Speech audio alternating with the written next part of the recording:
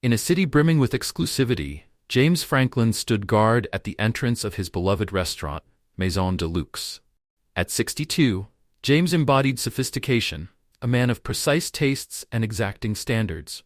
The restaurant was not just a dining venue, it was a monument to his success, nestled in the city's most affluent neighborhood, and celebrated for its high-end French cuisine and distinguished service. Maison de Luxe had built a reputation for offering an unmatched, refined experience, attracting the city's most influential residents, lawyers, politicians, entertainers, and CEOs, all enticed by the privacy and prestige James had crafted over years of meticulous work. As he scanned the evening crowd with a practiced eye, he felt immense pride in the ambiance he had created. Every detail had been curated to perfection.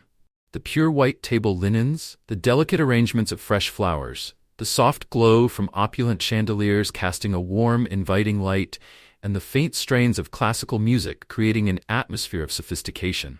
This wasn't just any restaurant, it was a refuge for the elite, a place James regarded as the very pinnacle of refined taste. To him, maintaining this image was paramount. He saw himself as the gatekeeper of his establishment's prestige. Dressed impeccably himself, with silver hair neatly styled and a custom-fitted suit, James exuded authority. His face was marked with sharp lines, and he carried himself with an air of control, every movement deliberate, his gaze keen. Those around him admired his polished exterior and enviable achievements, but few saw the beliefs that lurked beneath his refined demeanor.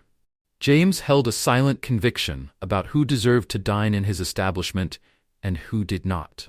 While never overtly prejudiced, he was known for his subtle ways of discerning who belonged and who didn't fit the image he had so carefully crafted. To James, Maison de Luxe was meant for those who met his unspoken criteria, and he quietly discouraged those he deemed unsuitable from returning. As James watched over the evening's patrons, his gaze fell upon a couple approaching the entrance. The man was tall and wore a finely tailored black suit, his bearing calm and self-assured. The woman beside him was stunning in a flowing red dress that complemented her grace and elegance. Their clothing was exquisite, chosen thoughtfully, and their demeanor dignified. Yet, as they neared, James's expression tightened slightly. He recognized that the couple, Aaron and Mia Clark, were black. James's polished smile faltered just for a moment, enough for those who knew him well to recognize his discomfort. In his mind, Maison de Luxe was meant to serve a particular kind of clientele, and he couldn't reconcile the couple's presence with his own rigid views of who should grace the restaurant's tables. Though the Clarks' appearance radiated elegance and sophistication, James could only see what he had trained himself to notice first: a discrepancy between his vision of exclusivity and their presence in his restaurant. Aaron Clark was a confident man, tall and well-dressed, with an air of quiet strength in his posture. His wife, Mia, mirrored his confidence, her dark curls framing a face filled with warmth and intelligence. They carried themselves with a kind of self-assurance that, for some reason, unnerved James. As they approached, James took a deep breath, steeling himself to extend his usual polished welcome. "Good evening," he said, his tone smooth yet guarded. "Do you have a reservation tonight?" "Yes, it's under Clark," Aaron replied with a warm smile. James nodded, though he still couldn't shake his discomfort. He couldn't help but wonder how they had made the reservation. In his mind, Aaron and Mia's presence contradicted the restaurant's image. Reluctantly, he gestured for his maitre d' to confirm the booking, and the maître d' gave a slight nod, signaling that the reservation was indeed valid. "Right this way, Mr. Clark," James said, his voice as courteous as ever. He led the couple through the restaurant, glancing at a few regular patrons who exchanged subtle looks that reflected his own unease. While the evening continued smoothly, Aaron and Mia Clark's arrival had unsettled James in a way he couldn't fully explain. As he seated them at a table tucked discreetly near the kitchen, far from the center of the dining area, James felt a perverse sense of satisfaction. This was a table he often reserved for guests he deemed less desirable, a quiet reminder to them of their perceived status. Smiling politely, he bade the couple a pleasant evening, though the placement of their table held a silent message. The Clarks exchanged a look, but refrained from commenting. They took their seats with poise, choosing to focus on each other and the evening they had come to enjoy, rather than letting James's subtle message taint their celebration. Aaron pulled out a chair for Mia, and they sat together, exuding the grace and dignity that had likely irked James in the first place. As James walked back toward the entrance, he couldn't shake the feeling that the couple's calmness and confidence defied his expectations, challenging the carefully constructed boundaries of his restaurant's exclusivity. As James returned to his station, he whispered to his maître d', "Keep an eye on them and make sure everything is handled appropriately." The maître nodded, understanding the underlying message. Throughout the evening, James stole glances at Aaron and Mia, looking for any sign that would validate his discomfort. But the Clarks continued to enjoy their evening with a quiet composure that frustrated him further. Inside, James felt the stirrings of unease. He had built this restaurant as a haven for those he deemed worthy, and now, for the first time, he was questioning what that distinction truly meant. Jackson Reed's practiced smile faltered as he spotted the couple approaching Maison de Lumière. It was a small, nearly imperceptible reaction, but to those who knew him, it was a telltale sign of his disapproval. Malcolm Carter was tall and broad-shouldered, exuding calm confidence with each step. His skin, a rich espresso, and his neatly cropped hair gave him a dignified presence. Beside him, his wife Lillian walked with graceful poise, her dark curls framing her face as her warm eyes sparkled with intelligence and elegance. Together, they made a striking couple, radiating a sophistication that drew admiration from many, but not from Jackson. Jackson's carefully maintained view of his restaurant immediately overshadowed any appreciation for Malcolm and Lillian's refinement. Maison de Lumière had been his creation, and he had meticulously curated it to appeal to a certain clientele, fostering an atmosphere he believed represented exclusivity. He questioned whether they truly belonged in his establishment, wondering if their presence might somehow disrupt the image he had crafted. As the Carters reached the entrance, Jackson managed to muster a courteous smile, greeting them with his customary polished tone. "Good evening," he said, keeping his voice smooth and composed. "Do you have a reservation this evening?" "Yes, we do," Malcolm replied with a warm smile, under the name Carter. Jackson's eyes flickered subtly, though he nodded in acknowledgement. Internally, he was already making silent judgments. Was there a mistake in his reservation system? How had they been able to reserve a spot here without his notice? He turned slightly to his maître, who stood a few steps back and gave a barely visible nod. The maître d' quickly reviewed the reservation list, then returned Jackson's glance with a nod of confirmation. "Ah, Mr. Carter," Jackson said smoothly, keeping his tone professional. "Right this way, please." As he led the Carters through the dining area, Jackson couldn't help but notice the subtle looks exchanged by his other patrons. The usual clientele, affluent, predominantly white, were accustomed to a certain atmosphere here. Jackson caught a few raised eyebrows and knowing glances shared among diners. He knew what they were thinking, because he was thinking it too. What are they doing here? The couple's very presence seemed to unsettle the carefully upheld image of exclusivity Jackson had worked so hard to cultivate. Guiding them through the main dining room, Jackson led the Carters to a table near the back, strategically placed closer to the kitchen doors and away from the dining room's prime area. It was a spot he reserved for those he deemed out of place for the upscale atmosphere he was so determined to protect. The table's position, tucked discreetly into a less central corner, was Jackson's silent but deliberate way of sending a message. "Here we are," Jackson announced, gesturing to the table with his most polished smile. "I hope you enjoy your evening with us." Malcolm and Lillian exchanged a quick, knowing glance, but said nothing. With Malcolm pulling out a chair for Lillian before sitting himself, the couple took their seats in quiet elegance. Jackson lingered a moment longer, observing them with a critical eye. He noted their calm composure, the effortless way they held themselves with dignity and grace.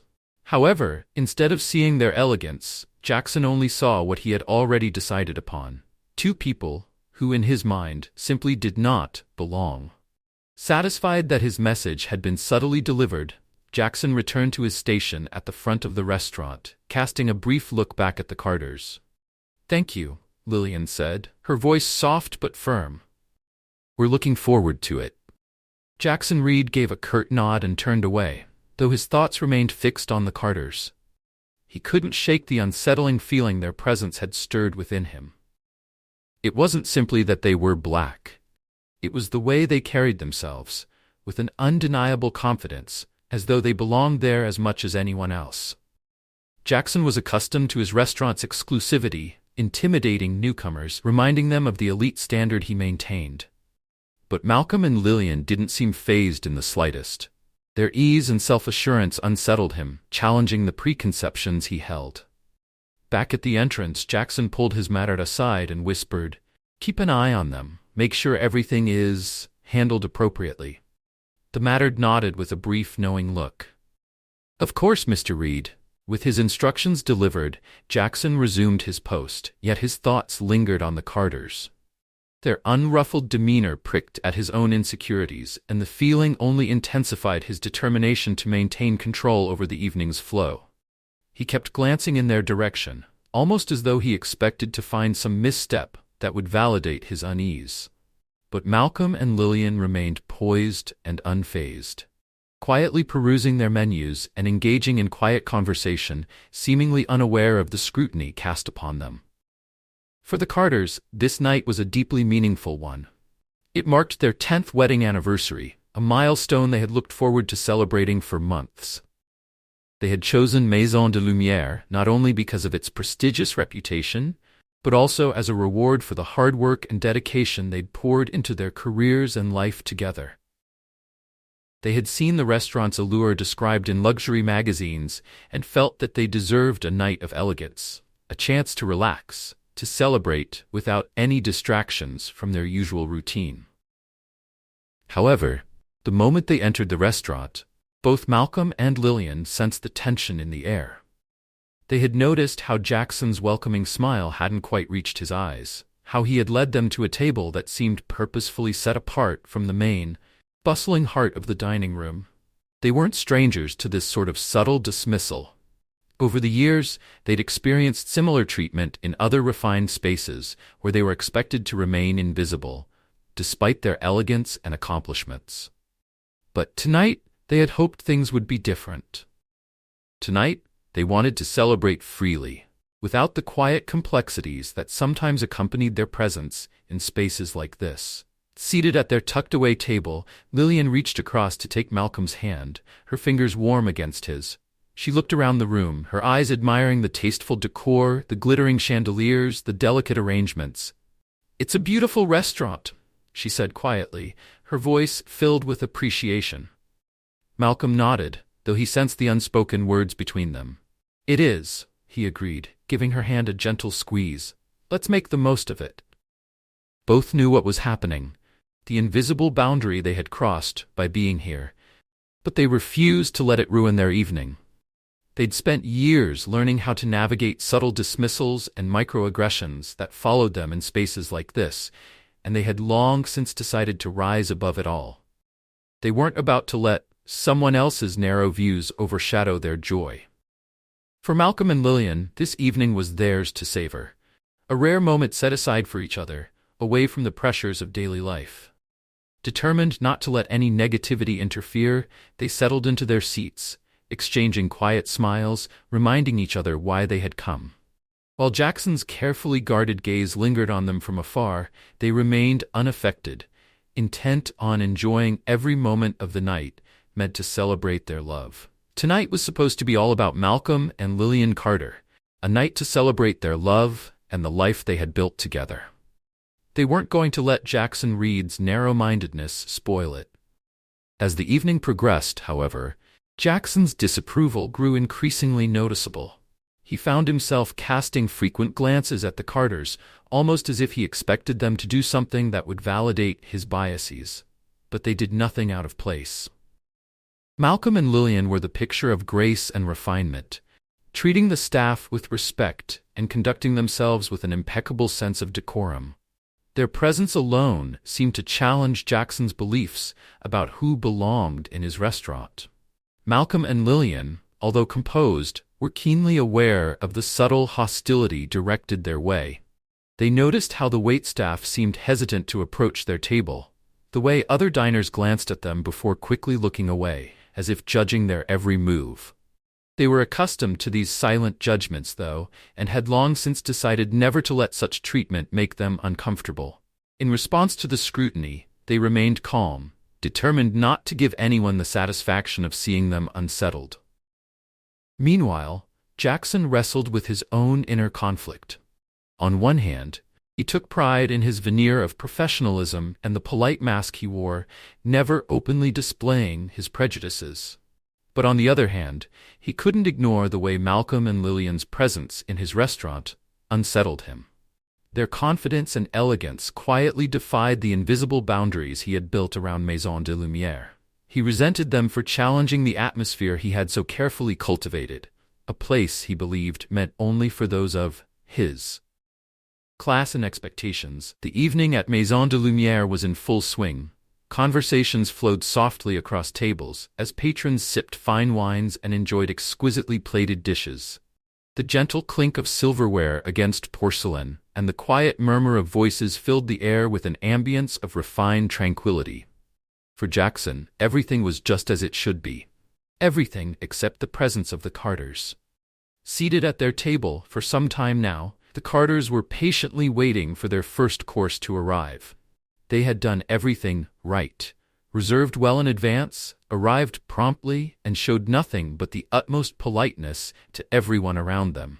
And yet, Jackson's irritation simmered just beneath the surface. He couldn't escape the notion that they somehow didn't belong, that their mere presence upset the carefully curated image he held for his establishment. Jackson decided it was time to reassert control, to subtly remind them that this was, after all, his restaurant. His first move was discreet but calculated. He instructed the waitstaff to delay the Carters' food, ensuring that while other tables were promptly served, Malcolm and Lillian's appetizers would arrive noticeably late. When the couple's first course didn't appear as expected, Malcolm and Lillian exchanged a glance, fully aware of the delay. But they chose to remain unruffled, instead sipping their water and engaging in quiet conversation. Despite the slight, they kept their heads high, choosing to enjoy each other's company rather than dwell on the insult. They had been in similar situations before and knew that such behavior was often an attempt to unnerve them, to remind them of the unspoken rules others expected them to abide by. But they refused to let Jackson or anyone else define their evening. Their patience and grace spoke volumes, and even as they waited, they remained a poised presence amidst a room that seemed to judge them merely for existing there. Jackson, however, could not let go of his irritation. In his mind, this was a place for those who appreciated his particular brand of exclusivity. And yet, despite his attempts to subtly undermine their experience, Malcolm and Lillian remained composed, their calm demeanor a silent rebuke to his every action. Malcolm and Lillian continued to savor their evening, refusing to let the delayed service spoil their mood. But as the minutes ticked by, Jackson Reed's frustration grew. He had hoped the wait would make the Carters feel uncomfortable, perhaps even provoke them into complaining, but they remained calm, untouched by the slight. Their poise only irritated Jackson further, as if they were mocking him by calmly defying the unspoken rules he believed defined his restaurant. Finally, after what felt like an eternity, a waiter approached their table with the appetizers. The young man's hands trembled slightly as he set down the plates, clearly uneasy about the tension in the air. Jackson had made it known to his staff that the Carters were not to receive the same level of service as other patrons, and the waiter had followed his instructions to the letter. "Sorry for the delay," the waiter mumbled, avoiding eye contact as he placed the dishes on the table. "No problem," Malcolm replied with a polite smile. "Thank you." The waiter nodded quickly and hurried off, relieved to escape the uncomfortable atmosphere. As Malcolm and Lillian began to eat, Jackson watched them intently from across the room, his thoughts racing. Their composure seemed unshakable, and it only fueled his irritation further. He needed to find a way to make it clear they weren't welcome here, something more direct to reinforce his authority. Leaning in close to his maître d', Jackson whispered, "Check their reservation again. Make sure it's legitimate." The maître d' hesitated for a brief moment, sensing the underlying hostility in Jackson's request. but he knew better than to question his boss. "Of course, Mr. Reed," he replied, bowing slightly before hurrying away to carry out the order. After a few minutes, the Matterdeads returned with the confirmation that the Carters' reservation was, in fact, legitimate. Jackson felt a surge of anger. He had been hoping for any excuse to confront the couple directly, but with their reservation confirmed, he couldn't simply dismiss them without risking a scene. Determined not to let the matter drop, Jackson decided to take things into his own hands. He straightened his suit jacket, put on his most practiced smile, and made his way to their table. Malcolm and Lillian looked up as he approached, their expressions polite but guarded. "Mr. Carter, Mrs. Carter," Jackson began, his tone smooth but with a trace of condescension. "I trust you're enjoying your evening so far?" "We are, thank you," Lillian replied, her voice calm and measured. "Good, good," Jackson said, nodding slowly. "I wanted to personally ensure that everything was to your satisfaction. You see, we pride ourselves on providing an exceptional dining experience here at Maison de Lumière, and I would hate for anything to be out of place." There was a subtle edge to Jackson's words, a hint that suggested the Carters themselves were out of place. Malcolm and Lillian understood the implication immediately, but they refused to take the bait. "Everything has been fine," Malcolm responded, his voice steady. "We appreciate your concern." Jackson's smile tightened. He could sense that they weren't going to be intimidated, but he wasn't ready to back down. "I couldn't help but notice," Jackson continued, his tone now sharp with an unmistakable edge, "that your reservation caused a bit of confusion earlier. It's rare that we encounter such unusual circumstances." Lillian raised an eyebrow, her expression calm yet questioning. "Unusual circumstances?" Jackson nodded, his practiced smile never faltering. "Yes, well, we don't often receive reservations from—" He paused, carefully choosing his words, "guests who are new to our establishment." Malcolm and Lillian exchanged a quick, understanding glance. They knew exactly what Jackson was implying, but were not about to give him the satisfaction of reacting. Malcolm met Jackson's gaze, maintaining the composed politeness he'd shown all evening. "We made the reservation through the usual process," Malcolm replied smoothly. "I'm sure it was no different from any other reservation you've received." Jackson's irritation flared. Their unwavering composure only made him more determined to break it. He had hoped they might be rattled, perhaps even offended enough to respond defensively, giving him a reason to reassert his authority more openly. But instead, they continued to answer calmly, refusing to give in to his thinly veiled provocations. Of course," Jackson replied, though his voice tightened. "I just wanted to make sure everything was in order. As you understand, we maintain certain standards here." "We understand," Lillian replied, her tone cool but polite. "And we appreciate your attention to detail. It's part of the reason we chose to celebrate our anniversary here." Jackson's practiced smile faltered for a split second, taken aback by the mention of their anniversary. For a brief moment he considered letting the matter go, sensing the significance of their celebration. But his pride would not allow him to back down. He had already convinced himself that the Carters didn't belong, and he wasn't about to let them enjoy their evening without subtly reminding them of that fact. "Well," Jackson said, straightening his posture slightly, "I'm glad to hear that. But I must admit, I'm surprised you chose Maison de Lumière for such a special occasion. It's not typically a place one finds your type of clientele." His words hung in the air, heavy with unspoken meaning. For the first time, Jackson had come close to openly stating what he had only hinted at up to now. He watched their faces carefully, hoping to see a flicker of discomfort, a crack in their poise. But Malcolm and Lillian didn't flinch. Instead, Malcolm leaned back in his chair, his expression contemplative. He repeated Jackson's phrase, his voice steady. "Our type of clientele?" He paused, allowing the question to sink in. "And what type would that be, Mr. Reed?" For a moment, Jackson hesitated, sensing he had walked into a trap, but he was too far gone to backpedal now. He felt compelled to regain control of the conversation, no matter the cost to his image. "We cater to a very specific demographic," Jackson said, picking his words with deliberate caution. "Our guests expect a particular atmosphere, a level of exclusivity, if you will. I'm not sure you quite understand the nature of our establishment." There it was, the thinly veiled insult Jackson had been trying to suppress, but could no longer hold back. He had finally vocalized the sentiment he'd been harboring since the moment the Carters walked in, implying in the clearest terms that he believed they didn't belong. In Jackson's eyes, Malcolm and Lillian didn't belong here, and he wanted them to know it. A heavy silence settled over the table as Malcolm and Lillian exchanged a meaningful glance, a silent conversation passing between them.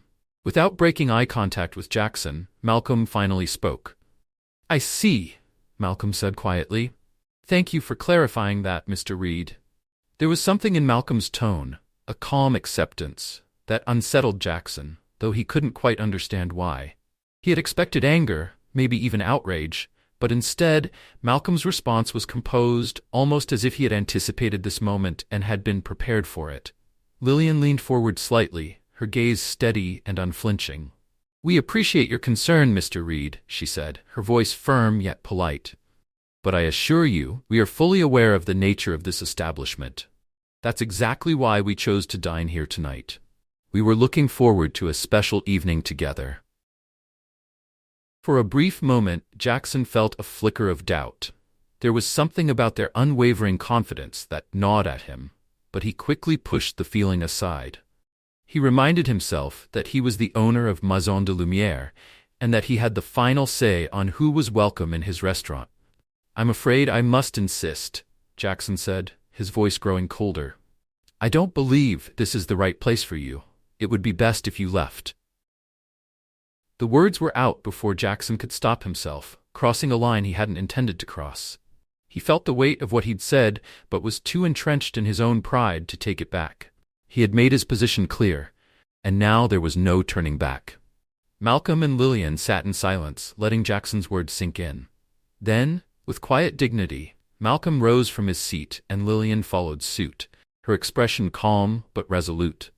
They both knew they could escalate the situation, but they also understood that this wasn't the time or place for a confrontation. Despite the blatant disrespect they had just endured, they refused to let Jackson see them as anything other than dignified. As they gathered their belongings, Jackson felt a pang of something he couldn't quite identify. A hint of doubt, maybe even regret. But he quickly buried it, reassuring himself that he had done what was necessary to protect the image of his restaurant, to keep it as a place for the right kind of people. Just as they were about to leave, Malcolm turned back to face Jackson. There was a calm intensity in his eyes, a quiet strength that made Jackson suddenly feel very small. "Thank you for your time, Mr. Reed," Malcolm said, his voice steady. "We won't trouble you further, but remember this, people will always show you who they really are, one way or another." Lillian nodded in agreement, her gaze unwavering. "Have a good evening," she added, her voice polite but firm. With that, Malcolm and Lillian turned and walked out of the restaurant, leaving Jackson standing there, his hands clenched at his sides. The other diners, who had been watching the exchange with varying degrees of interest, quickly returned to their meals, pretending not to have noticed. But the tension in the room lingered, a subtle unease that hung heavy in the air long after the Carters had gone. The lingering unease settled over Maison de Lumière long after Malcolm and Lillian Carter had gone. Jackson Reed returned to his post, his expression outwardly composed, yet inside, he couldn't shake the nagging sense that he'd made a grave mistake. A faint voice in the back of his mind whispered that there would be consequences for what he had done, that his actions tonight would come back to haunt him. But Jackson pushed that thought away. Burying it alongside the discomfort that nagged at him, he told himself he had won, that he had asserted his authority and protected the integrity of his establishment. That was all that mattered, or so he insisted to himself. Deep down, however, in a place he rarely allowed himself to explore, Jackson knew that this wasn't over. He had set something in motion, something beyond his control. Though he couldn't fully grasp it yet, the events of the evening would come to change his life in ways he could never have anticipated. As Malcolm and Lillian walked away from Maison Lumière, they exchanged a look, one filled with understanding. There was no need for words. Each knew what the other was thinking. They had been humiliated, yes, but in Jackson they had also seen something unintentional. His weakness, his insecurity, his fear. and they knew that ultimately it would be Jackson who would pay the price for his actions. They had the resources, the connections, and most importantly, the resolve to turn this night of humiliation into something much more powerful. But for now, they walked away in silence, leaving that chapter behind as they stepped forward into a future that would look very different for them and for Jackson. The following days passed quietly at Maison de Lumière, and Jackson had almost put the unpleasant evening out of his mind. He had convinced himself that he'd handled the situation as he should have, preserving the exclusivity of his restaurant. To Jackson, the Carters had been nothing more than an unfortunate blip, a minor disruption in the perfectly curated image he'd cultivated for his establishment. He fully expected his life and business to continue as they always had, undisturbed by the events of that night. But as often happens, life has a way of turning the tables when one least expects it. It was an unusually quiet morning at the restaurant. The dining room, normally filled with the soft hum of conversation and the gentle clinking of fine china, was empty. Jackson was in his office, focused on his weekly reports, his mind occupied with the minute details of running his business. He prided himself on running Maison de Lumière like a well-oiled machine, overseeing every aspect to ensure that no detail was left to chance. As he sifted through the paperwork on his desk, there was a soft knock at the door. His assistant, a young man named Patrick, stepped in, holding a sleek, elegant envelope. Typically composed, Patrick seemed to have a curious look on his face that caught Jackson's attention. "Mr. Reed," Patrick said, extending the envelope, "this came for you this morning. It's marked urgent." Jackson took the envelope, his brow furrowing slightly as he examined it. The envelope was thick, the paper heavy, and embossed with a subtle, sophisticated pattern that suggested wealth and prestige. The return address on the envelope was from a prestigious law firm, one Jackson recognized immediately, a firm known for representing high-profile clients and handling significant financial transactions. "Thank you, Patrick," Jackson said, dismissing his assistant with a wave. Once alone, he carefully opened the envelope, curiosity piqued by what could require such urgency. Inside was a letter printed on fine stationery, embossed with the law firm's logo. The letter's tone was formal, to the point, and written on behalf of an unnamed client. "Dear Mr. Reed, we are reaching out on behalf of a client who has expressed significant interest in acquiring your restaurant. Our client, a prominent investor with an extensive portfolio in the hospitality industry, is prepared to make an offer we believe will be more than satisfactory. Due to the sensitive nature of this transaction, our client requests a private meeting to discuss the terms and conditions of the acquisition. Please contact our office at your earliest convenience to arrange a time that suits your schedule. We look forward to your prompt response. Sincerely, Andrew R. Lawson Esker, Lawson & Hale Associates." Jackson read the letter twice, a slow smile spreading across his face. The idea of selling Maison de Lumière at a high valuation was indeed appealing, even if he hadn't planned on it this soon. The prospect of cashing out at the restaurant's peak was an idea he'd considered in passing, an enticing notion of going out on top, taking his legacy and wealth to new heights. The reputation of the law firm suggested the offer was serious, potentially even extraordinary. One detail, however, piqued his curiosity: the identity of the investor. The letter kept the client's identity anonymous, likely as a tactic to maintain privacy during initial negotiations, but Jackson's curiosity grew. Was it a competing restaurateur looking to expand? Or perhaps an affluent entrepreneur aiming to break into the fine dining world? The possibilities intrigued him. Deciding that this was an opportunity worth exploring, Jackson contacted the law firm immediately and scheduled a meeting for the following day.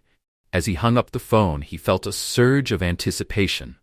If the offer was as promising as the letter suggested, this could be the deal of a lifetime.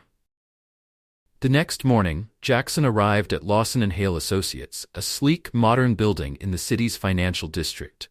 The lobby was outfitted with glass walls and polished stone floors, a reflection of the firm's wealth and influence. Jackson was greeted by a sharply dressed receptionist who escorted him to a conference room on the top floor. The conference room was spacious, with floor-to-ceiling windows that offered a stunning view of the city skyline. A large, polished mahogany table filled the center of the room, flanked by plush leather chairs. True to his style, Jackson was early, giving himself time to take in the luxurious surroundings. He had always considered himself a man of refined taste, someone who understood and appreciated life's finer things. This room, with its understated elegance, was exactly the kind of place where multi-million-dollar deals were made, where power and influence were wielded without a word. As he waited, Jackson let his thoughts wander to what his life might look like after such a deal. As Jackson Reed waited in the luxurious conference room, his mind wandered, envisioning what life might be like after the sale. He could travel more, perhaps buy a villa in the south of France or a penthouse in New York. He could diversify his investments, expand his portfolio, or even start a new venture if he wanted. The possibilities felt endless, and the taste of such freedom was intoxicating. The door to the conference room swung open, and Jackson turned, expecting to see a senior partner from the law firm or perhaps the mysterious investor himself. Instead, the sight that greeted him left him frozen in shock.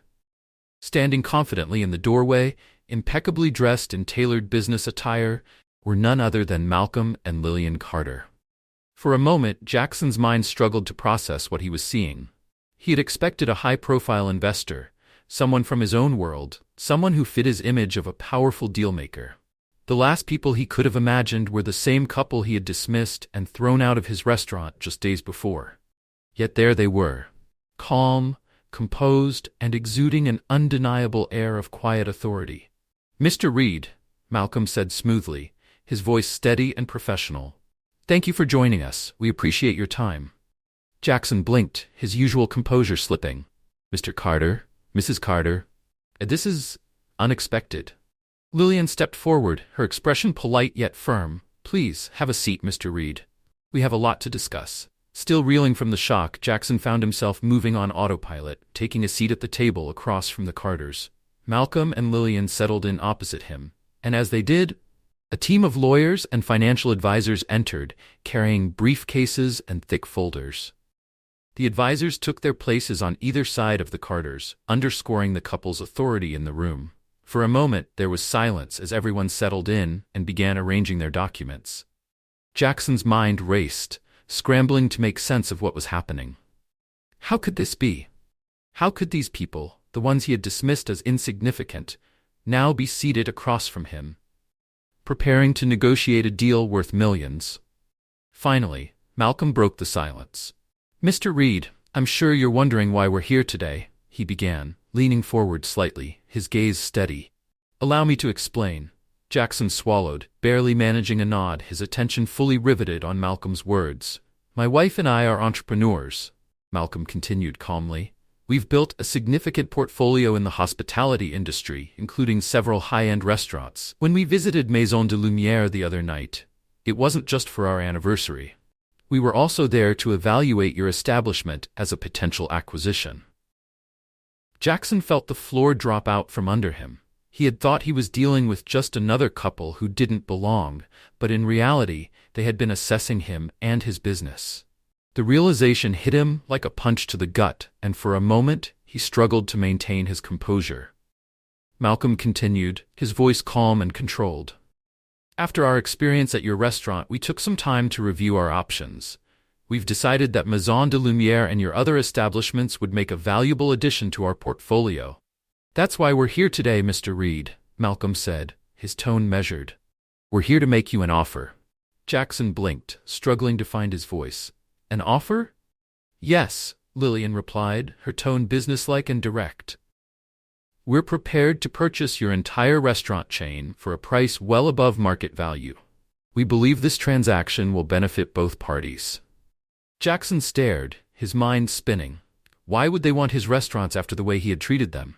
And why were they offering above market value? It didn't add up. There had to be a catch. Sensing Jackson's confusion, Malcolm leaned in, clarifying with calm precision. "We're offering you a generous price because we believe in the potential of these establishments. However, there are conditions that must be met for the deal to go through." "Conditions?" Jackson echoed, his voice taut. "Yes," Malcolm replied, leaning back in his chair. "First, The sale must be completed immediately. We don't want this process to drag on for months. We have the resources to finalize the transaction quickly, and we expect the same commitment from you." Jackson nodded slowly. The condition was unusual but not unheard of in high-stakes deals, especially if the buyer was intent on rapid expansion. He could see the logic in wanting to move quickly. "And," he prompted, struggling to keep his tone neutral. "The second condition," Lillian said, her gaze steady, "is that once the sale is complete, you leave quietly. There will be no public statements, no interviews, no lingering involvement. You will take your profit and move on." Jackson's eyes narrowed, bristling at this term. He had poured years into building these restaurants from scratch, investing his time, passion, and reputation into their success. The idea of stepping away without a word, without any acknowledgement of his role, felt like a betrayal of everything he had worked to create. "And finally," Malcolm continued, his voice taking on a firmer edge, "you will agree never to open a similar establishment again. You will not compete with us in any way, shape, or form. If you do, we will consider it a breach of contract and pursue legal action." Jackson's composure cracked. He had anticipated a straightforward business transaction, not what now felt like a hostile takeover. These conditions seemed designed not just to buy his business, but to strip him of his identity, to erase his legacy. He felt a surge of anger but forced himself to remain calm, to think rationally through the mounting frustration. "Why these conditions?" he asked, his voice tight with barely restrained emotion. "Why do you want me out so completely?" Malcolm and Lillian exchanged a glance before Malcolm replied, his tone steady and resolute. "Let's just say we believe in doing business with integrity, Mr. Reed. The way you treated us the other night showed us exactly who you are, and we have no interest in being associated with that kind of attitude. We're offering you a way out. A very profitable way out, but it comes with the understanding that you will step aside completely." Jackson felt a flash of indignation as Malcolm's words sank in. Indignation flared in Jackson Reed's chest. How dare they judge him? They didn't know him, didn't understand the immense pressures he faced or the image he had to maintain. But as he looked at Malcolm and Lillian, the calm resolve in their expressions told him there was no point in arguing. They held all the power now, and they knew it. Still, Jackson couldn't resist pushing back. "And if I refuse?" he asked, his voice strained. Lillian's expression remained steady, but there was a steely determination in her eyes. "If you refuse," she said, "we'll walk away from this deal and we'll make sure everyone knows why. Your investors, your clients, the media, they'll all hear about how you treated us. And trust me, Mr. Reed, in today's world, a story like that spreads fast." Jackson's stomach twisted. He knew she was right. A scandal of that nature could destroy everything he had built. His reputation, his business, his future. It would all be in jeopardy. The realization was bitter, and it stung even more because he knew there was no escaping it. He was cornered by his own actions, and the same couple he dismissed as insignificant now had the power to strip him of everything. For a long, silent moment, Jackson sat with his mind racing, desperately considering his options. He could try to negotiate, but he knew it would be futile. Malcolm and Lillian had come prepared. They wouldn't back down. They were offering him a way out, and as much as it pained him to admit it, he realized he had no choice but to accept. With great reluctance, Jackson nodded. "Fine," he said, his voice heavy with resignation. "I'll agree to your terms." A small, satisfied smile appeared on Malcolm's face. "Excellent. Our lawyers will finalize the paperwork and we can proceed with the sale." Lillian nodded, her expression softening slightly. "You're making the right decision, Mr. Reed. This will be good for everyone involved." Jackson didn't respond. He didn't trust himself to speak, afraid that his anger and bitterness might seep into his words. Instead, he simply nodded again, a silent gesture of surrender. The meeting continued, with the lawyers outlining the details of the contract and the process for the sale. Jackson sat through it in a daze, still reeling from the shock of the situation. It felt surreal, as though he were watching someone else's life unravel before him. But it was all too real, and there was no way out. By the time the meeting ended, the deal was all but sealed. The final papers would be signed within the week, and then it would be over. Jackson would walk away with a substantial sum of money, but it would come at the cost of everything he had worked for, everything that had defined him. As Malcolm and Lillian stood to leave, Malcolm extended his hand to Jackson. "Thank you for your cooperation, Mr. Reed. We'll make sure the transition is smooth." Jackson shook his hand, his grip stiff and formal. "I'm sure you will," he replied, his voice devoid of any warmth. Lillian gave him a polite nod. "Goodbye, Mr. Reed. We wish you the best in your future endeavors." With that, they turned and left, leaving Jackson standing alone in the elegant conference room, feeling as though the ground had fallen out from beneath him. The Carters and their legal team left the room, walking out with confident strides, leaving Jackson Reed seated alone, staring blankly at the table in front of him. His mind was a churning storm of emotions, anger, resentment, regret, all swirling uncontrollably. But underneath these feelings was something darker, something that unnerved him. For the first time in his life, Jackson felt true fear. Jackson had always prided himself on being in control, on steering his own destiny. Now, however, he realized that his own choices had cornered him. The decisions he'd made, the beliefs he had clung to, had led him straight to this moment, and he had no one to blame but himself. As he sat in the empty conference room, the reality of his actions weighed on him heavily. His life would never be the same. It wasn't just his business he had lost, it was his pride, his dignity, and even his sense of self. He was unmoored, cast adrift in a world that suddenly felt foreign and unkind. There was no undoing what had been done, no way to turn back time. The unexpected twist that had brought Malcolm and Lillian Carter into his life had unraveled everything he thought he knew, leaving him facing an uncertain future he felt powerless to navigate. For the first time, Jackson felt the weight of his own insignificance pressing down on him.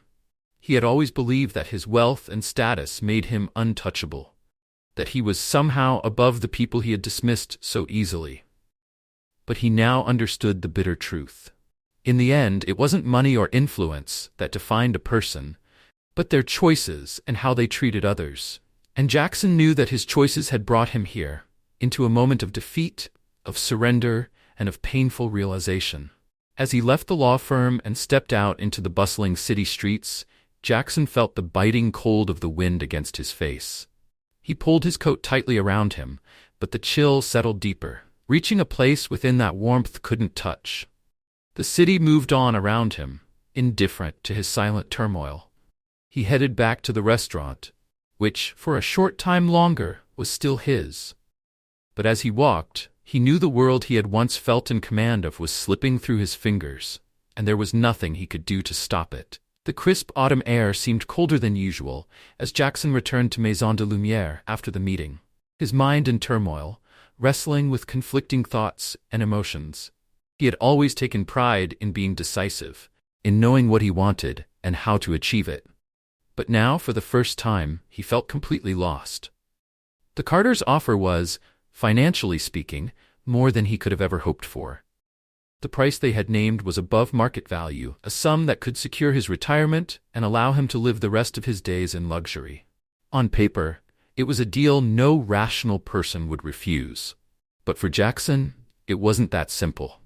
As he entered the restaurant, he was greeted by the familiar sights and sounds, the soft lighting, the clinking of glasses, the quiet murmur of conversation. On any other day, these things would have filled him with pride, a sense of accomplishment for the establishment he had built from the ground up. But today, these once comforting details only reminded him of what he stood to lose.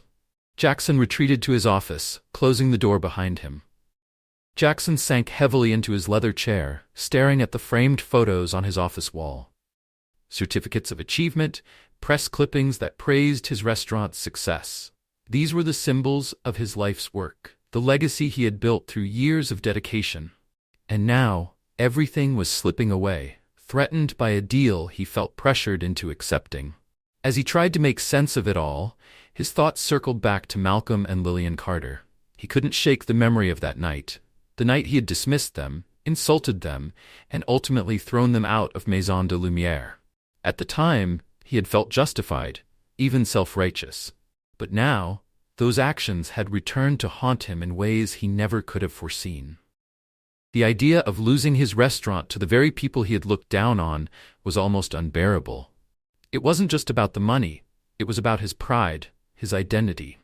For years, Jackson had crafted an image of himself as a man of power and influence, someone who commanded respect and admiration. The thought of selling his restaurant to a couple he had treated with such disdain felt like a betrayal of everything he had built. Yet, the financial offer was undeniably generous, enough to ensure that he and his family would never want for anything again. But as he weighed the decision, he found himself trapped between two powerful forces: his pride and his greed. The more he thought about it, the more he realized how deeply his pride was wounded. He had always seen himself as superior to the people he served, above those who worked for him, and certainly above those he deemed outsiders. The thought of those very outsiders profiting from his hard work, controlling the empire he had built, felt intolerable. And yet, what choice did he have? Jackson leaned back, rubbing his temples as he tried to make sense of the situation. The pressure from his investors and business partners was mounting. When he had first hinted at the Carters' offer, they had been thrilled, seeing it as a golden opportunity to cash out. To them, it was just another business deal, a chance to walk away with a substantial profit. If they knew the full story, if they understood the racial undercurrents that made the deal so complicated for Jackson, he knew they would be shocked. His partners had always seen him as a savvy businessman, someone who made decisions based on logic and profit, not prejudice. But Jackson had spent his life carefully curating his public image, hiding his true feelings behind a polished veneer of professionalism. He had never let anyone see the contempt he held for those who didn't fit his narrow view of who belonged in his world. Now, that contempt was costing him everything, stripping away the control he had fought so hard to maintain. The irony wasn't lost on him, even if he wasn't ready to admit it. Just then, Jackson's phone buzzed on the desk, pulling him from his turbulent thoughts. It was a message from one of his main investors, Richard Foreman. Jackson stared at the message from Richard Foreman, one of the first people to believe in his vision for Maison de Lumière. The message was brief but direct. "We need to talk. Don't let this opportunity slip through our fingers." Jackson knew exactly what Richard wanted. His investors were growing impatient, seeing the Carters' offer as a rare chance to maximize their return on investment. They couldn't understand why Jackson was hesitating, especially when they trusted him to secure a deal that would benefit them all. But if they knew the real reasons for his reservations, Jackson feared they'd start to question his judgment.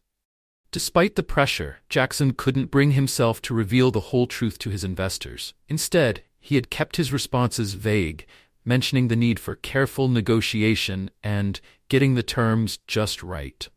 But as the days dragged on, his excuses were wearing thin. The pressure was building, and he could feel the walls closing in around him. That night, Jackson sat alone in his office, long after the restaurant had closed. The staff had gone home, the lights were dimmed, and the silence felt almost oppressive. He poured himself a glass of whiskey and stared out the window at the city lights shimmering below. The drink burned as it went down, but it did little to ease the turmoil brewing inside him. He knew he needed to make a decision soon.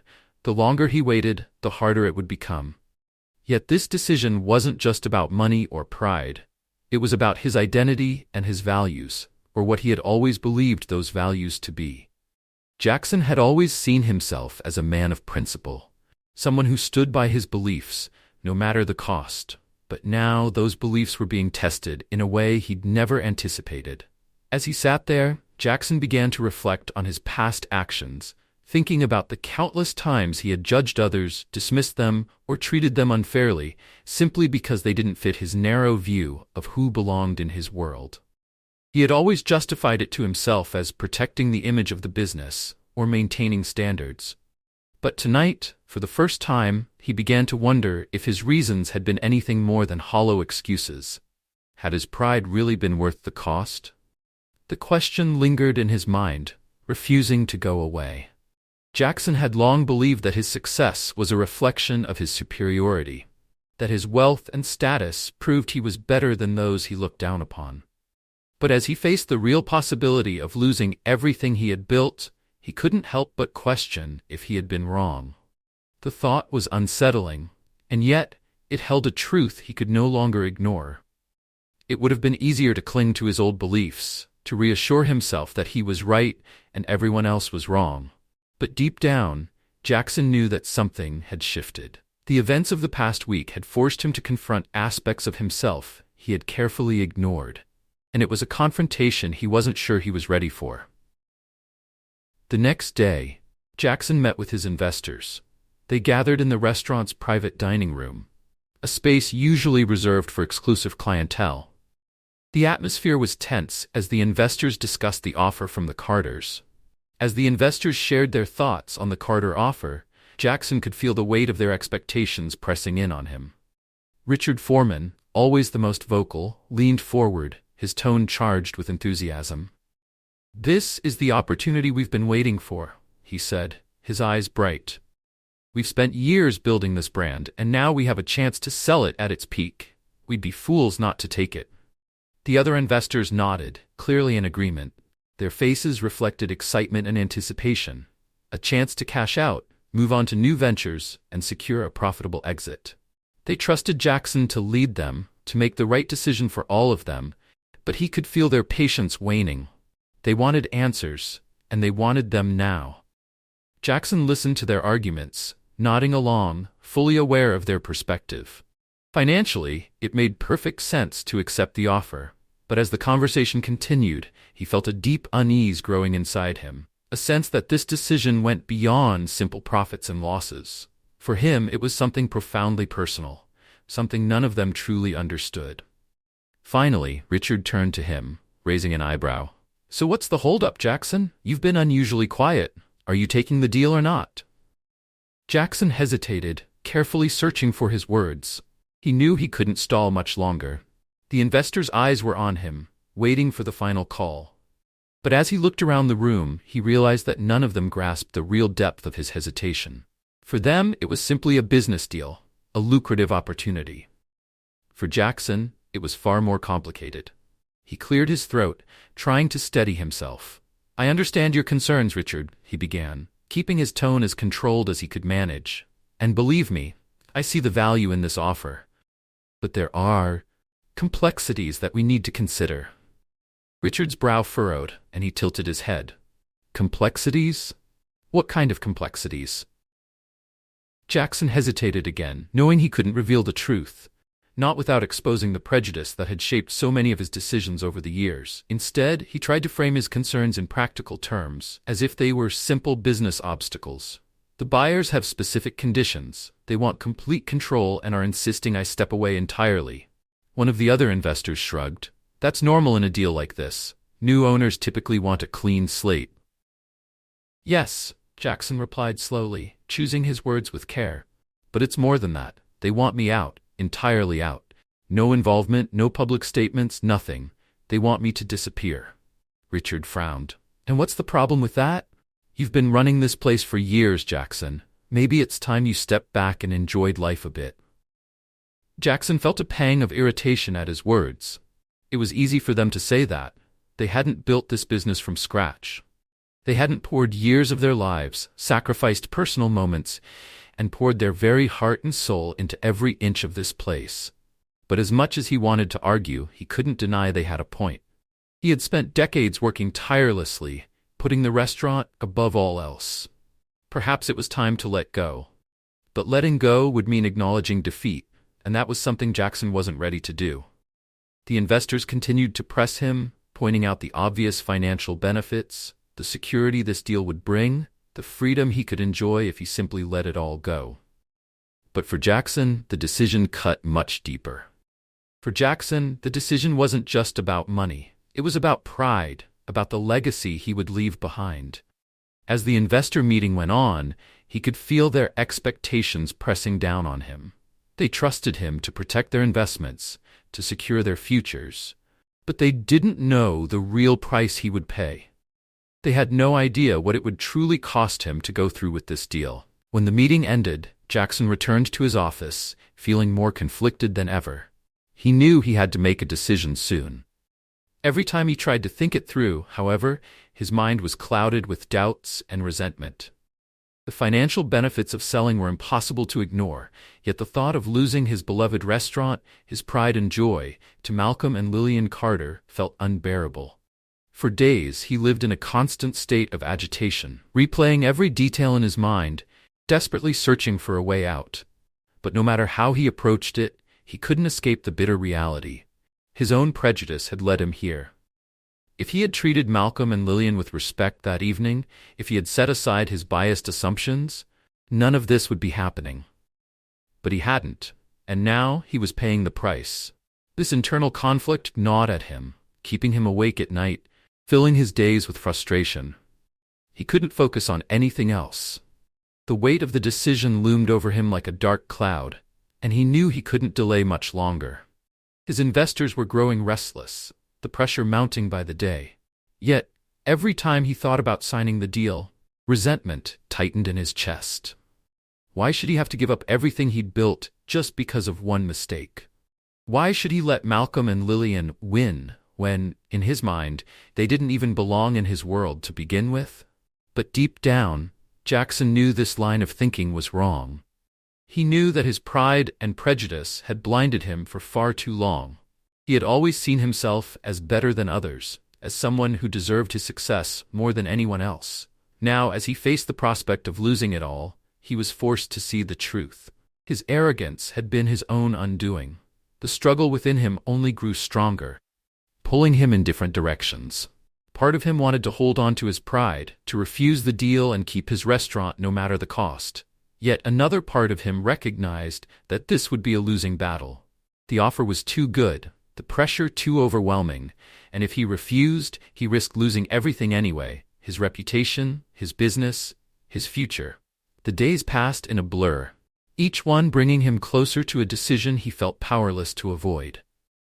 Jackson felt as though he was standing on the edge of a cliff, unsure whether to leap or cling to the edge for as long as he could. He knew he couldn't remain on the edge forever, but the thought of finally letting go filled him with dread. After what felt like an eternity, Jackson finally made up his mind. He would take the deal. He would sell the restaurant, walk away with the money, and try to rebuild his life. It was a bitter pill to swallow, but he knew it was his only option. His pride had cost him dearly. He couldn't allow it to take everything. The following week, Jackson met with his lawyers and the Carters' legal team to finalize the paperwork. The process was efficient, almost mechanical, as they reviewed the details and prepared the documents for signing. Jackson sat in silence, barely listening as the lawyers went over each term and clause.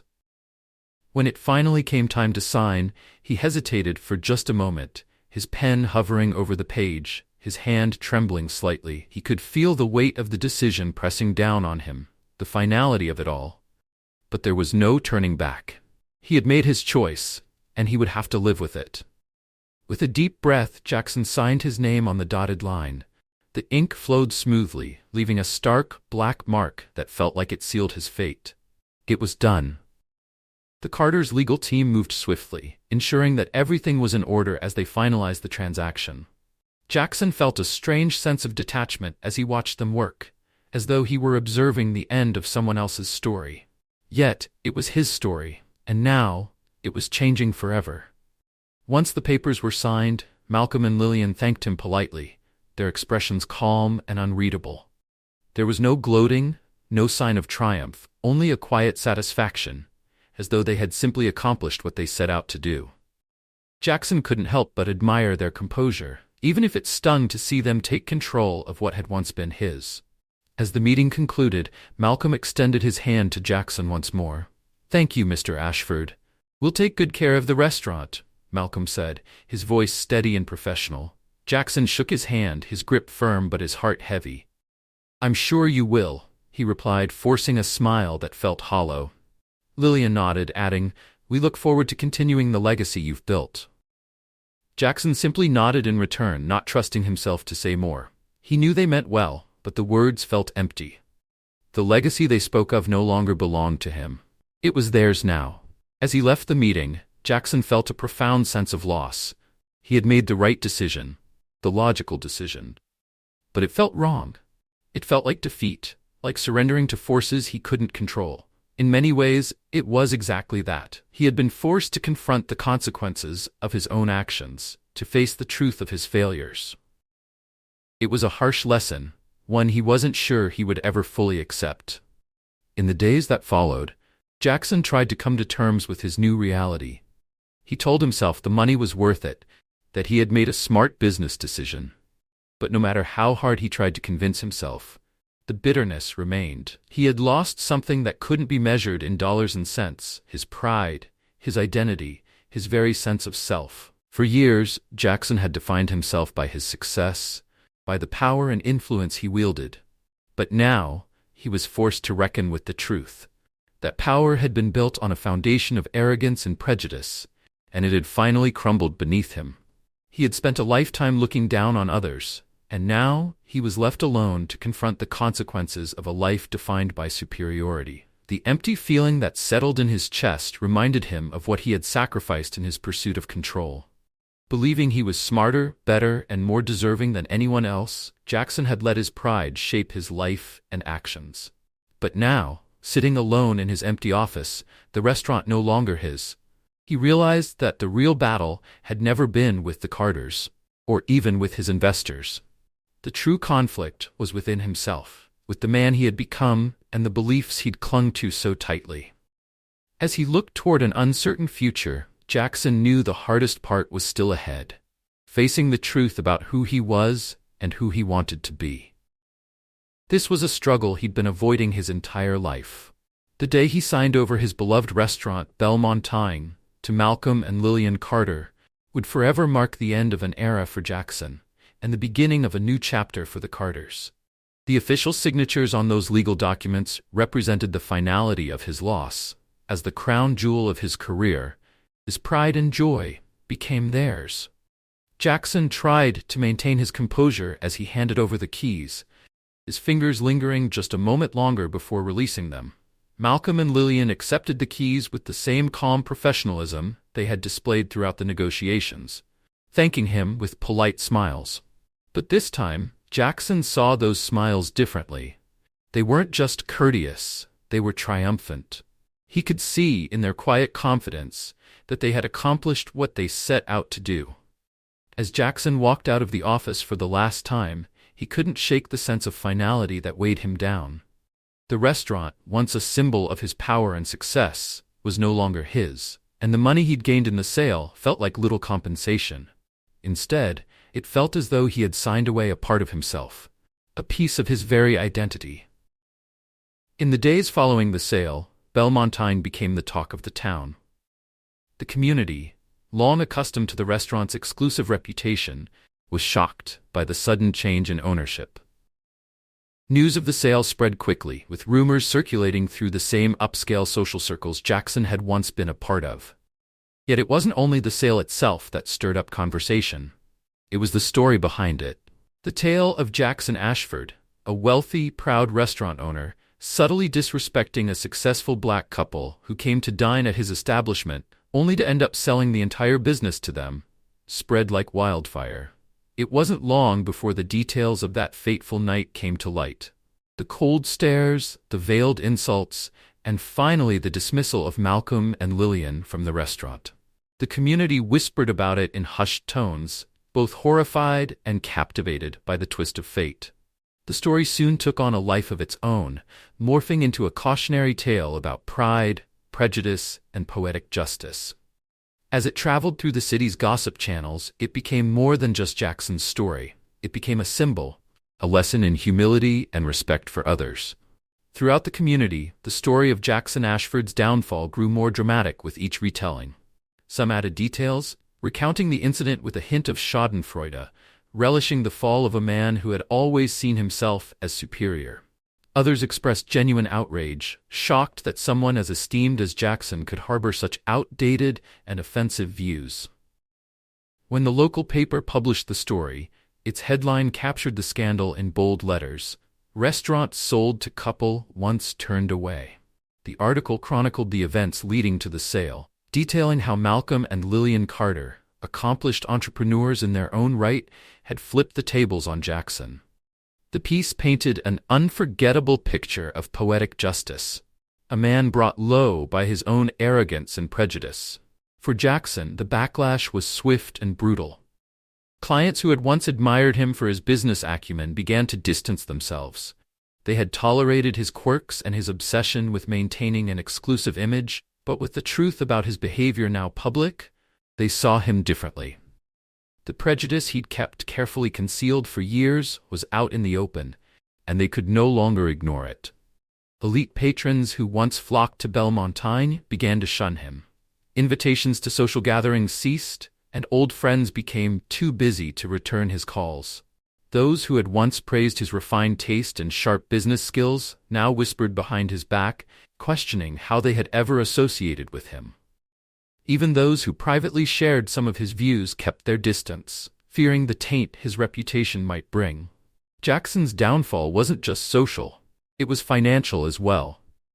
Although the restaurant's sale left him with a sizable sum, it wasn't enough to support the lavish lifestyle to which he'd grown accustomed.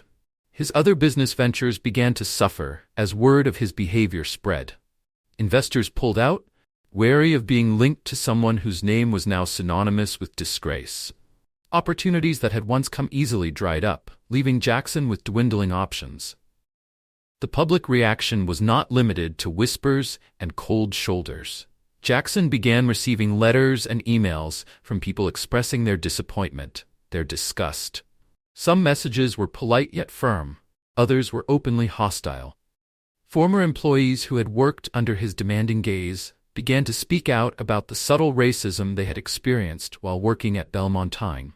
They recounted stories of being passed over for promotions, treated differently from their white colleagues, and enduring Jackson's condescending remarks. These revelations only added weight to the growing tide of condemnation. As stories of Jackson's discriminatory behavior surfaced, the narrative of his downfall became even more damning. It was clear that the incident with Malcolm and Lillian Carter was not an isolated event, but part of a troubling pattern that had finally caught up with him. Jackson's carefully crafted image was unraveling, piece by piece, and there was no way to salvage the reputation he had once held so dear. As the story of Jackson Ashford's fall continued to ripple through the community, each retelling emphasized his misjudgment and prejudice. The same city that had once celebrated him as a business mogul now saw him for who he truly was, a man whose wealth had cloaked a deep-rooted arrogance. Jackson's feeble attempts to salvage his reputation, claiming the incident was exaggerated or misunderstood, were quickly dismissed. The community had seen his true nature and was not inclined to forgive. Months passed, and Jackson's isolation grew. The social circles he had once dominated were now closed off, and the respect he once commanded had evaporated. He spent most of his days alone, lost in regret and replaying the events that had led to his downfall. He could no longer escape the bitter truth that it was his own choices, his own pride, that had brought him to this point. Once he had seen himself as a man of principle, but now he was forced to confront the reality that his principles had been steeped in prejudice. The impact of the sale rippled through the business world and affected Belle Maison itself. Under the new ownership of Malcolm and Lillian Carter, the restaurant underwent a remarkable transformation. While they preserved the elegance and high standards that had made the restaurant famous, they introduced a fresh, inclusive warmth that had been absent during Jackson's tenure. The clientele became more diverse, reflecting the changing demographics of the city. For the community, Belle Maison's success under new ownership became a testament to progress and a beacon of inclusivity. The restaurant that Jackson had tried so hard to keep exclusive was now thriving under a new ethos, one that welcomed people from all backgrounds. The irony was inescapable. The establishment he had so carefully shaped to reflect his elitist ideals was now flourishing without him, and indeed because it had left him behind. Jackson's life, meanwhile, became a shadow of what it once was. He had retreated to a modest apartment far from the city's upscale districts. Though he still had some wealth from the sale, it provided little comfort. He'd signed away not just a business, but the legacy he had poured his identity into, and the void it left was overwhelming. He had once been defined by his success, his power, and his influence. Now, he was forced to grapple with the truth that these had been built on a foundation of arrogance and prejudice. As stories about his mistreatment of employees and patrons surfaced, Jackson's reputation crumbled further.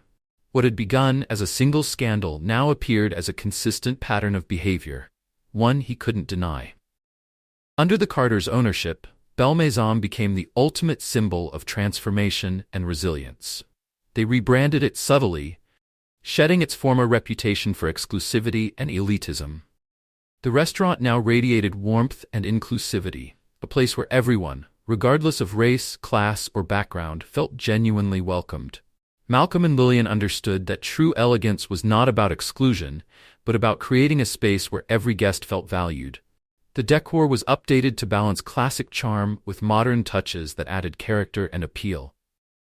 The menu also evolved, celebrating an array of global flavors that welcomed diners of every taste. Word of Belle Maison's rebirth spread, and the restaurant quickly became more popular than ever. People from all walks of life came to experience the new dining atmosphere, attracted by its reputation for excellence and commitment to inclusivity. The restaurant became a symbol of positive change, a place that broke down the old barriers of class and race. Business thrived under the Carters' leadership, with revenues soaring and reservations booked weeks in advance. It became a premier destination for anniversaries, business gatherings, and family celebrations, winning high praise from both critics and loyal patrons. Meanwhile, Jackson's story turned into a cautionary tale, a reminder of what happens when pride and prejudice go unchecked. The community saw in his fall a message of poetic justice, a man who once wielded so much power reduced to a figure of scorn. Alone in his small apartment, surrounded by memories of the life he had lost, Jackson finally understood that he had learned his lesson far too late. The world had evolved, but he had refused to change with it. In the end, he had lost everything that mattered, and there was no one to blame but himself. As Jackson Ashford sat alone in his modest apartment, his former life of wealth and power felt like a distant memory. His bitterness and resentment had been replaced by a hollow regret, a gnawing feeling that he had learned his lesson too late. The world had moved forward, leaving him as a relic of outdated beliefs. Once, he had been a celebrated businessman, but now he was little more than a cautionary tale, a reminder of what unchecked pride and prejudice could bring. Jackson was left with nothing but memories and the knowledge that it was his own actions, not bad luck or misfortune, that had brought him here. He had poured his heart into Bellevue, hoping to create a lasting legacy. But now, the restaurant was no longer his, and the name he had hoped would symbolize prestige and exclusivity was tarnished, forever associated with his downfall. Under the ownership of Malcolm and Lillian Carter, Bellevue underwent a transformation that exceeded the community's expectations. The Carters understood that true elegance wasn't about exclusion, but about creating a space that felt warm and inclusive, welcoming all backgrounds and walks of life. They rebranded Bellevue, carefully shedding its old reputation as a symbol of elitism. The Carters refreshed the decor to blend classic sophistication with contemporary touches, creating a luxurious but inviting ambiance. The menu also evolved, featuring diverse flavors that celebrated various cultures. Every detail of the restaurant, from its layout to its cuisine, was designed to make guests feel valued and appreciated. Malcolm and Lillian's vision redefined what the restaurant stood for, building an atmosphere of dignity, openness, and respect for all. Word of Bellevue's transformation spread quickly through the city. The restaurant began drawing a more diverse clientele than ever before. People from different communities came to experience the new Bellevue, attracted not only by its reputation for quality, but also by its welcoming atmosphere. In place of the social exclusivity that had defined the restaurant under Jackson, it now symbolized a spirit of unity and inclusion. Business at Bellevue flourished, and under the Carters' careful leadership, revenues soared. Critics praised the restaurant's new identity, and guests consistently left glowing reviews. Bellevue became the go-to spot for birthdays, anniversaries, business gatherings, and celebrations. Reservations were often booked weeks in advance, and it quickly earned a reputation as one of the city's most sought-after dining destinations. For Jackson, Bellevue's success under the Carters was a difficult pill to swallow. It was clear that the very thing he had fought to preserve, his restrictive, elitist image of the restaurant, had actually been the biggest obstacle to its growth. With Malcolm and Lillian's open approach, Bellevue had reached new heights that Jackson could only have dreamed of. The irony was undeniable, and it weighed heavily on him. Meanwhile, Jackson's own life became a shell of what it had once been. Without his business, without the respect of his community, he was left to face the consequences of his actions alone. The pride he had once taken in his achievements and the power he had once wielded felt empty, reduced to nothing in the wake of his fall. He had spent years building walls around himself, trying to separate himself from others, but now those walls kept him isolated in his own regret. Jackson's wealth from the restaurant sale did little to ease his solitude. The money that had once felt like security now felt hollow, a reminder of the world he had lost. Cut off from his former social circles, he retreated further into his isolation. The people who had once celebrated him now avoided him, uncomfortable with the man they had come to know. The restaurant he had once cherished now represented everything he had lost: his status, his influence, and his self-worth. The success of Bellevue under the Carters became a symbol of progress, proof that change could bring positive results. The community celebrated the restaurant's new spirit, which bridged divides of race and class, creating a shared experience that had once been unthinkable within Bellevue's walls. For many, the restaurant's transformation served as the ultimate irony. A place that had once been exclusive was now thriving precisely because it was inclusive. Jackson, however, was left with only his memories and his regrets. He realized that his refusal to change, his resistance to progress, had led to his downfall. The community saw him not as a pioneer of fine dining, but as a relic of outdated beliefs, someone whose pride had ultimately been his undoing. Now, sitting in his empty apartment, Jackson finally understood that he had let his narrow views rob him of the future he could have had. In the end, Jackson Ashford was left with nothing but the knowledge of what he had lost and the memory of what might have been. He had missed the chance to grow with the world around him, and now he was paying the price. As the days passed, Jackson Ashford became an outsider looking in on the thriving success of Belle Maison under its new owners, Malcolm and Lillian Carter. Belle Maison was not only flourishing, it had become a landmark, celebrated in glowing reviews and hailed as a symbol of transformation. Each article or mention of the restaurant's acclaim felt like a sharp reminder to Jackson of what he had lost. Residing in solitude, Jackson found himself constantly reliving the choices that had led to his downfall, the pride he had clung to, and the deep-seated prejudices that had cost him everything. In his younger days, Jackson had been proud of the high standards he'd established at Belle Maison. He had always framed these standards as necessary to uphold the restaurant's exclusivity and sophistication. But in reflecting on his past actions, he came to see them differently, as an excuse to exclude those he deemed unworthy, a mask for his need to feel superior. Now, the irony of his situation was painfully clear. The very people he had dismissed had proven to be more capable and forward-thinking than he had ever been. Malcolm and Lillian hadn't just preserved Belle Maison's legacy, they had elevated it, creating a restaurant that resonated with the values of a changing world: openness, inclusion, and warmth. Watching from the sidelines, Jackson finally understood what true success looked like. For Malcolm and Lillian, it wasn't about exclusivity or maintaining status. It was about creating a space where everyone felt welcome, a vision he had never grasped. Over time, Jackson's bitterness faded into regret. He recognized how the world had moved forward without him, embracing ideals he had stubbornly resisted. The pride that had once driven him now felt hollow, and the wealth he'd earned from the sale offered little comfort. He was left isolated, disconnected from a community he had once influenced. His years of hard work had led only to a collection of painful memories and a lingering sense of loss. In a moment of weakness, Jackson resolved to return to Belle Maison. He rationalized that enough time had passed. Maybe he could find solace by revisiting the place that had once been his pride and joy. After all, hadn't he built its initial success? Perhaps he could still feel some connection to it.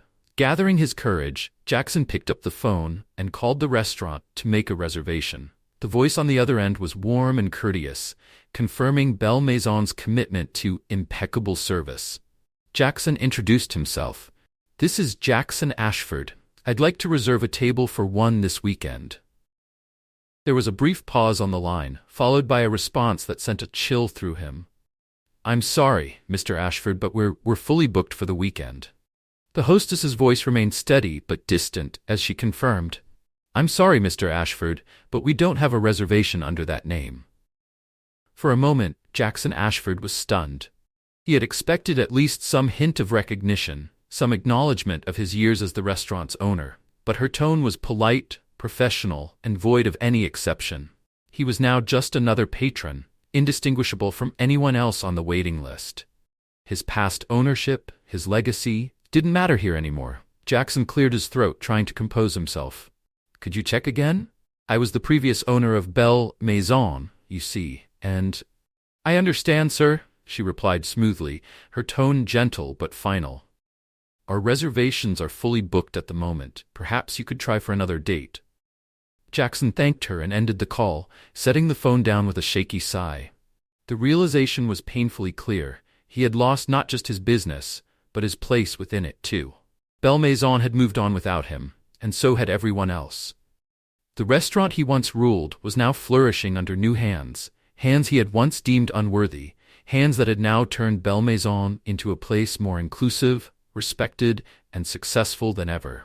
Sitting alone in his small, unassuming apartment, Jackson felt the weight of his new reality settle over him.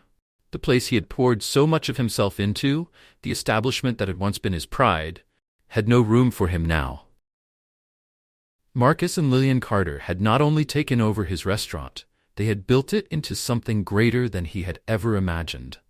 They had transformed Belle Maison into a space where all were welcome, a space that celebrated diversity and respect in a way he had always resisted.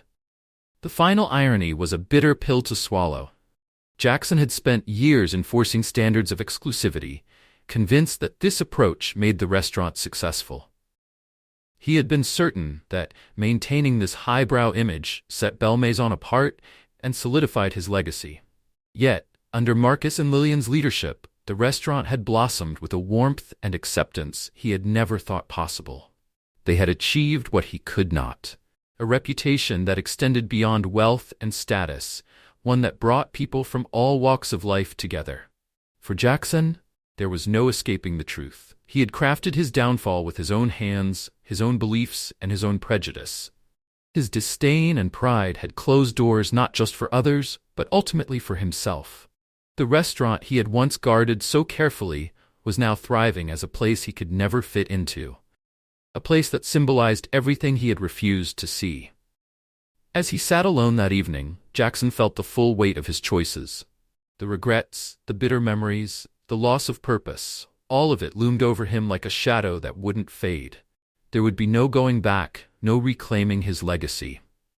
Marcus and Lillian had risen from the very judgment he had cast upon them, and in doing so had proven to be the true visionaries. They had taken Belle Maison from an exclusive past to a thriving, inclusive present, all while leaving Jackson as a spectator to their success. He was left now with his memories, a shell of his former life, and the haunting realization that he was no longer a part of the world he had once ruled. Do you think Marcus and Lillian's transformation of the restaurant into an inclusive space was the right choice? Share your thoughts in the comments below. If you enjoyed this story, please consider subscribing to my channel. Your support helps me continue crafting heartfelt narratives. Thank you for being here on this journey with me.